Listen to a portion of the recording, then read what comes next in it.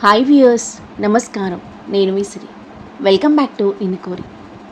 ఈరోజు కథ the devil don, episode 103. మీ మనసుకు నచ్చే అద్భుతమైన కథ.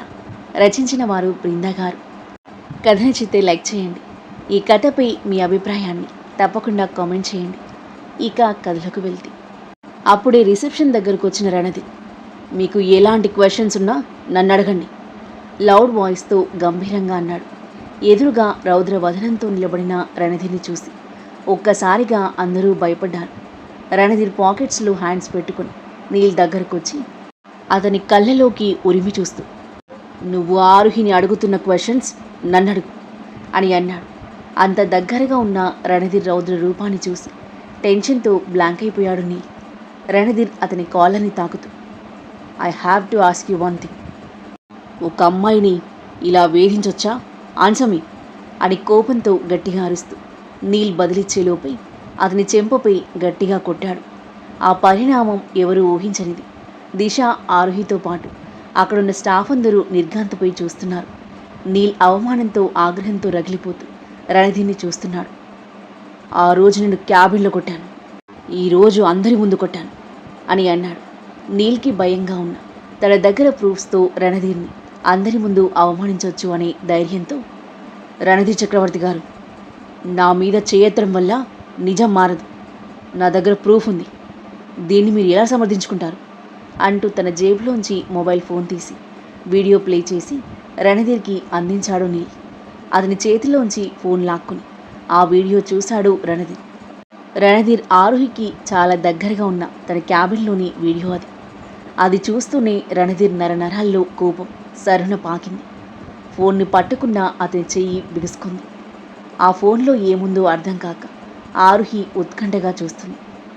మీరు ఎప్పటికీ ఆరుహి క్లోజ్గా వెళ్తుంటారు, తనని టచ్ చేయని ట్రై చేస్తారు. చూడండి, ఈ వీడియోలో అది క్లియర్గా కనిపిస్తుంది. స్టాఫ్కి ఏమీ కనిపించడం లేదని అనుకుంటున్నారా? మీకు ఆరుహికి మధ్య ఏం లేకపోతే మరి ఇదంతా ఏమిటి రణధీర్ సార్? నీల్ మాటలకు ఆరుహి షాక్ అయిపోతే రణధీర్ మొహం ఆగ్రహంతో మరింత ఎర్రబడింది. దిశ కంగారు పడిపోతూ నీల్ చేయి పట్టుకుని అతన్ని తీసుకువెళ్ళడానికి ప్రయత్నించింది. కానీ నీల్ ఆమెని వెనక్కి నెట్టాడు. ఆయన వచ్చిన వెంటనే మనందరికీ బిగ్ రూల్ సెట్ చేశాడు. ప్రతిదీ ఆయన ఫేవర్గానే జరుగుతుంది. కొన్ని రోజుల క్రితం మార్నింగ్ ఆయన ఆరుహి ఇంట్లో నుండి రావడం నేను చూశాను. ఇది విన్న ఆరుహి మొహం ఒక్కసారిగా పాలిపోతే స్టాఫ్ అందరూ షాకింగ్గా మొహాలు చూసుకుని వాళ్ళలో వాళ్ళే మాట్లాడుకోవడం స్టార్ట్ చేశారు. చెప్పండి, దీనికి మీరేం సమాధానం చెప్తారు అని నీల్ అంటుంటే రణధీర్ కట్టెలు తెంచుకున్న ఆగ్రహంతో నీల్ చెంపను చెల్లుమనిపించాడు. ఇంతకు ముందు కంటే చాలా బలంగా. అందరూ షాక్తో అదిరిపడ్డారు. రణధీర్ భయంకరమైన ఆవేశాలతో ఊగిపోతూ చెంపపై చేయి పెట్టుకుని రగిలిపోతూ చూస్తున్న నీల్ కాలర్ పట్టుకుని, are you spying on me? రణధీర్కి నాకు మధ్య ఎలాంటి సంబంధం ఉందో తెలుసుకోవాలనుకుంటున్నావా? అయితే విను. షీఈ్ మై వైఫ్, విన్నావా? ఆరుహి నా భార్య. గొంతు రెట్టించి చెప్పిన రణధీర్ మాటలు రిసెప్షన్లో ప్రతిధ్వనించాయి.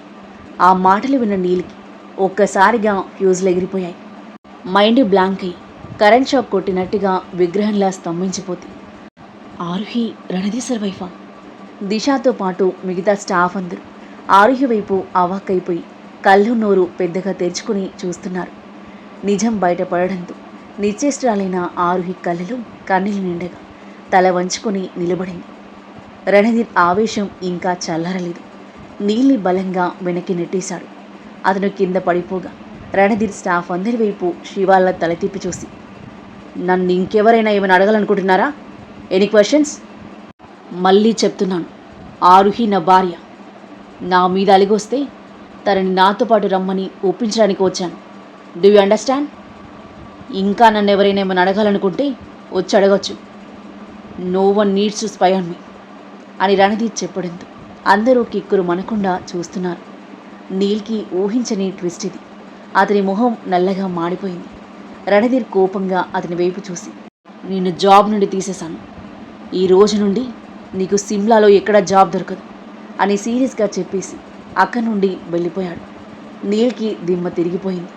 రణధీర్ని అవమానించాలి అనుకుంటే అది తనకే రివర్స్ అయింది. తాను తీసుకున్న గోతిలో తానే పడ్డాడు.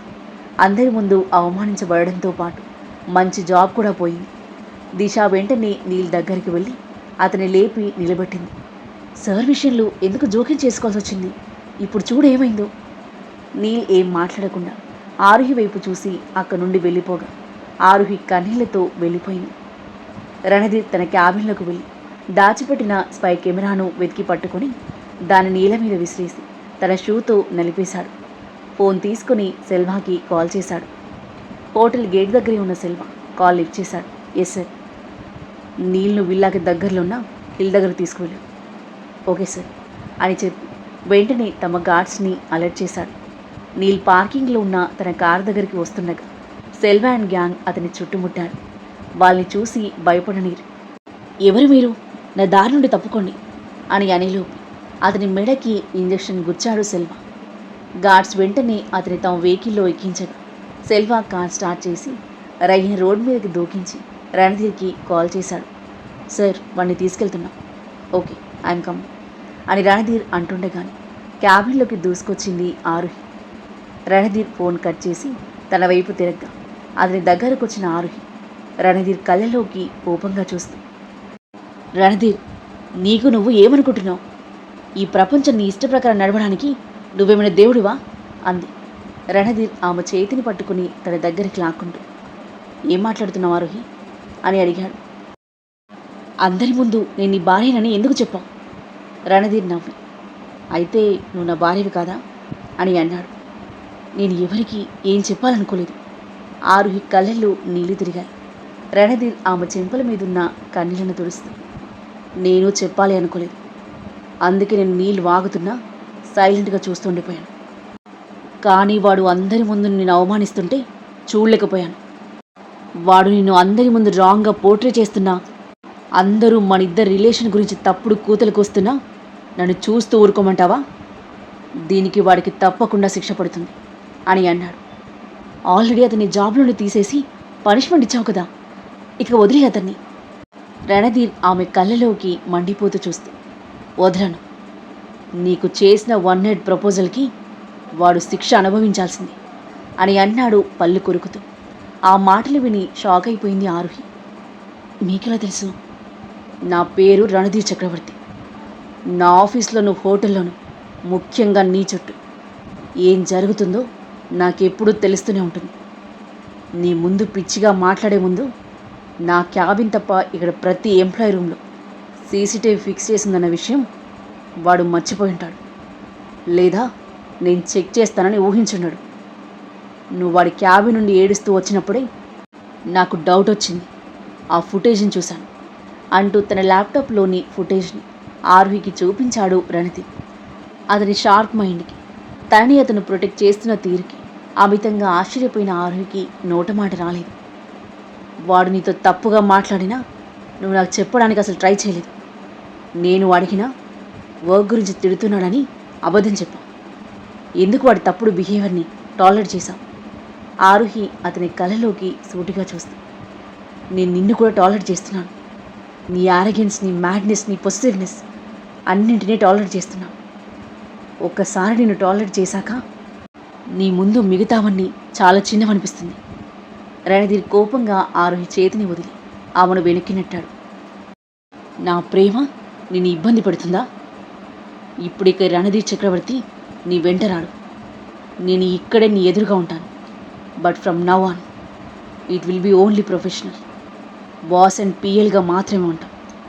నీకు అదే కావాలనుకుంటే అలాగే కానీ నా గాడ్ అన్నాడు చెయ్యి డోర్ వైపు చూపిస్తూ. ఆరుహి ఒక క్షణం అతని వైపు చూసి బయటికి వెళ్ళిపోయింది. తన డెస్క్ దగ్గర కూలబడి గొనుక్కుంది. అతనికి అరవడం తప్ప ఇంకేమీ తెలియదు. రోజు నన్ను ఏదో ఒక విధంగా విసిగిస్తాడు. తను నాకు దూరంగా ఉండడం మంచిది అని అనుకుంటూ ఆలోచనలను పక్కన పెట్టి వర్క్పై దృష్టి పెట్టింది. రణధీర్ నీల్కి తన స్టైల్లో బుద్ధి చెప్పడానికి బయలుదేరాడు. కార్ స్టార్ట్ చేసుకుని వేగంగా డ్రైవ్ చేస్తూ నీల్ని తీసుకువెళ్ళిన ప్లేస్లో ఆపాడు. అతని కోసమే ఎదురు చూస్తున్న శిల్వ రణధీర్ని చూసి దగ్గరికి పరిగెత్తాడు.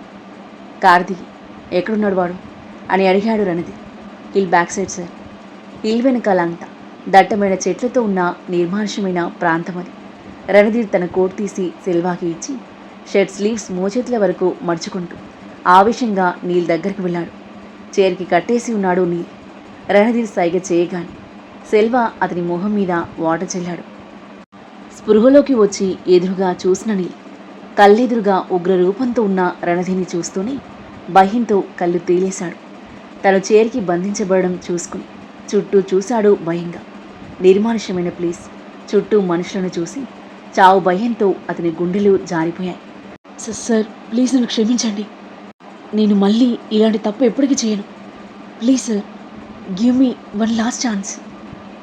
నేను ఇక్కడ నుండి దూరంగా వెళ్ళిపోతాను అని అన్నాడు. రణధీర్ తల అడ్డంగా ఊపి ఒక్కసారిగా అతని కళ్ళలోకి భయంకరమైన ఆగ్రహంతో చూశాడు. నువ్వు నా వైఫ్తో అందరి ముందు రూడ్గా బిహేవ్ చేశావు. అలా ఇలా వదిలేస్తాననుకున్నావు. నువ్వు మా విషయం గురించి తనతో పర్సనల్గా ప్రైవేట్గా అడుగుంటే నేను దాని గురించి ఆలోచించేవాడిని. బట్ హోటల్ వాళ్ళందరి ముందు ఆరుహిని అవమానించాలని కంకణం కట్టుకున్నాను. నువ్వు తన పేరుని నాతో అంటే ఓబరాయ్ హోటల్ సీఈఓతో ముడిపెట్టావు. ఆరుహి నా భార్య కాకపోయినా మా మధ్య ఏం జరుగుతుందో తెలుసుకునే హక్కు నీకు లేదు. అది నాకు ఆరుహికి సంబంధించిన విషయం. నువ్వు దిశాతో రిలేషన్లో ఉన్నావు కదా. ఆరుహి నా భార్య కాకపోయినా నేను తనతో రిలేషన్లో ఉంటే తప్పేంటి? అండ్ ఈరోజు జరిగింది ఒక్కటే కాదు నువ్వు ఇక్కడ ఉండడానికి కారణం అంటూ తన ఫోన్ వీడియో ఓపెన్ చేసి నీల్ ముందు పెట్టాడు. నీల్ ఆరుహిని తనతో ఒక రాత్రి గడపమని అడుగుతున్న వీడియో అది. అది చూసి నిశ్చేష్టుడయ్యాడు నీల్. ఇలా అడ్డంగా బుక్ అవుతాడని తను అస్సలు ఊహించలేదు. సార్ నన్ను క్షమించండి. ఆరుహి మీ భార్య అని అప్పుడు నాకు తెలీదు. తెలుసుంటే తనతో అలా మాట్లాడేవాడిని కాదు. I'm sorry sir, please forgive me. నువ్వు ఒక నార్మల్ సారీ చెప్తే నేను నిన్ను క్షమిస్తానని అనుకుంటున్నావా? రణధీర్ పాకెట్స్లో చేతులు పెట్టుకుని అటు ఇటు తిరుగుతూ పగలబడి నవ్వుతున్నాడు. ఆ నవ్వుతో రణధీర్ మరింత డేంజరస్గా కనిపిస్తుంటే భయంతో తీవ్రంగా వణికిపోయాడు నీల్. ఆ తర్వాత ఏం జరగబోతుంది? రణధీర్ నీల్ని ఏం చేయబోతున్నాడు? అతనికి ఎలాంటి పనిష్మెంట్ ఇవ్వనున్నాడు? రణధీర్ ఆరుహిల మధ్య ఎలాంటి ఆసక్తికర సన్నివేశాలు చోటు చేసుకోబోతున్నాయి? రణధీర్ తనని దూరం పెట్టడంతో ఆరుహి ఎలా ఫీల్ అవుతుంది? వారిద్దరి మధ్య దూరం తగ్గి ఇద్దరూ దగ్గరవుతారా, లేదా ఇంకా దూరం పెరుగుతుందా? రియాన్ నిధి ప్రేమలో పడిపోతాడా? పరీక్షిత్ సుదీప్ కలిసి ఎలాంటి ప్లాన్లు వేయబోతున్నారు? రణధీర్ ఆ ప్లాన్లని తిప్పికొడతాడా? ఈ కథ ఏ మలుపు తీసుకోబోతుంది? అద్భుతమైన కథనంతో ఊహకందని మలుపులతో ఎంతో ఆసక్తికరంగా సాగి ఈ కథ యొక్క నెక్స్ట్ ఎపిసోడ్ కోసం మన నెక్స్ట్ వీడియో చూడండి. కథ నచ్చితే లైక్ చేయండి. ఈ కథ మీకు ఎలా అనిపించిందో మీ అభిప్రాయాన్ని తప్పకుండా కామెంట్ చేయండి. ఇంకా ఇలాంటి ఇంట్రెస్టింగ్ స్టోరీస్ కోసం మన ఛానల్ని సబ్స్క్రైబ్ చేయండి. Thank you for listening.